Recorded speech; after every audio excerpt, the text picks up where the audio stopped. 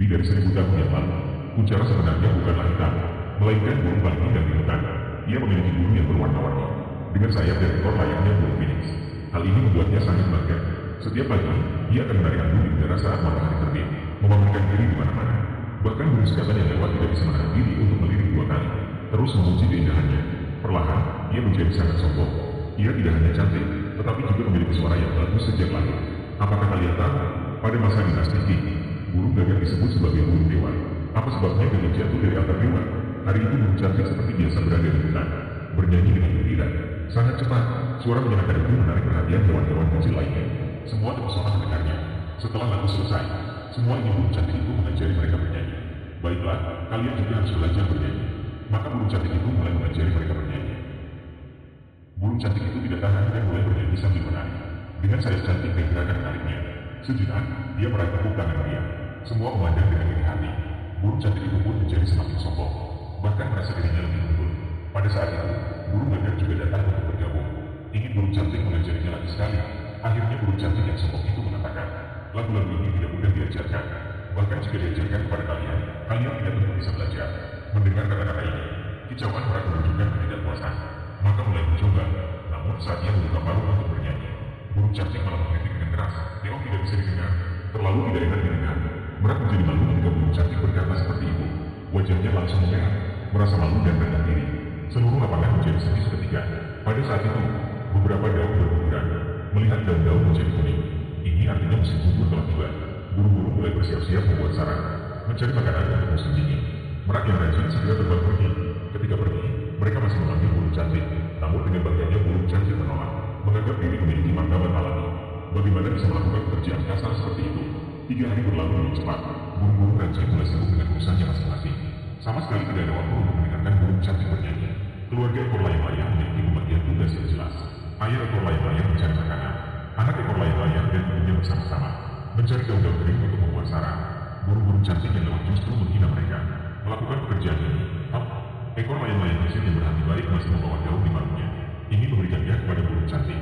Pergi, kotor sekali. Namun hasilnya malah diusir oleh burung cantik. Ibunya ekor layang-layang masih baik hati, meminta gagak untuk mengambil ranting dan daun. Mereka sendiri membantu gagak membuat sarang.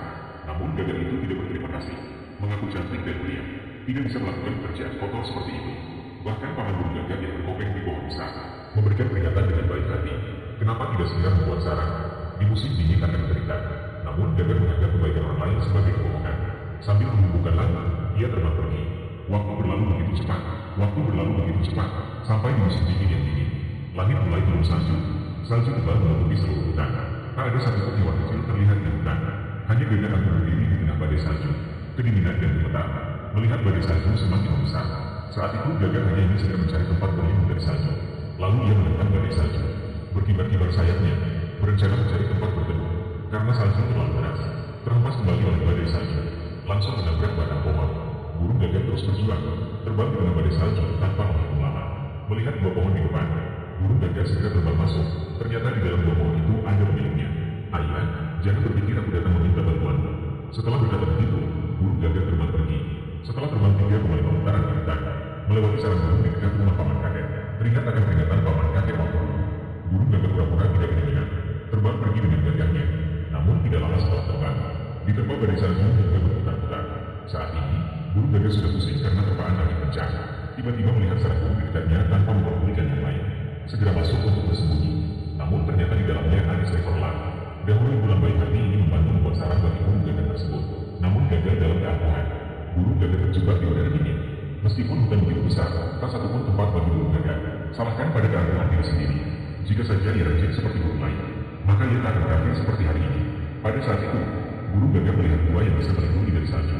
Dengan semangat, burung gagak masuk ke dalamnya. Namun ternyata ada burung lain yang tinggal di dalamnya. Hal ini membuat burung gagak malu lalu segera melarikan diri. Saat berlalu perlahan, burung gagak terhantam hujan salju dengan sangat menyedihkan. Saat itu, burung gagak hampir pingsan karena kedinginan. Ia hanya bisa berputar di tempat untuk mengurangi kedinginan, agar sedikit meredakan dinginnya. Tiba-tiba burung gagak menyadari. Di kejauhan, ternyata ada api unggun yang menyala.